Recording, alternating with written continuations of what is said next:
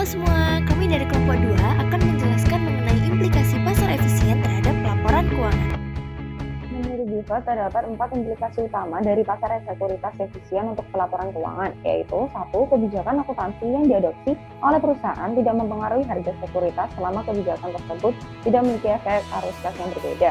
Kebijakan tertentu yang digunakan diungkapkan dan informasi yang cukup diberikan sehingga pengguna dapat membandingkan kebijakan yang berbeda. Argumen pasar yang efisien adalah selama perusahaan mengungkapkan kebijakan dipilih dan informasi tambahan yang diperlukan untuk mengkonversi satu metode ke metode lain.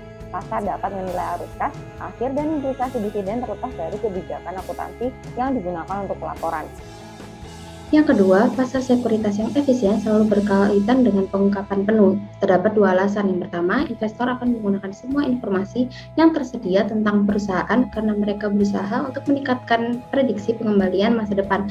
Yang kedua, semakin banyak informasi yang diungkapkan perusahaan, semakin besar kepercayaan investor terhadap cara kerja pasar sekuritas.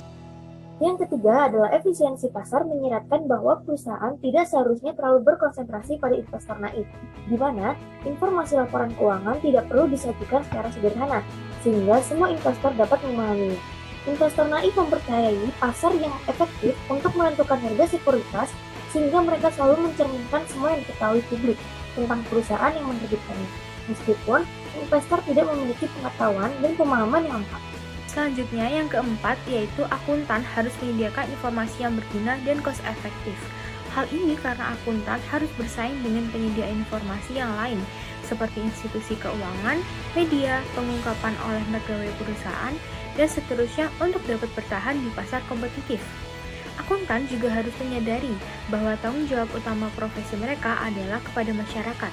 Dengan begitu muncul dorongan untuk mempromosikan informasi yang berguna dan adanya hukuman bagi individu yang menyalahgunakan kepercayaan publik untuk kepentingan pribadi. Sekian dari presentasi kami, terima kasih.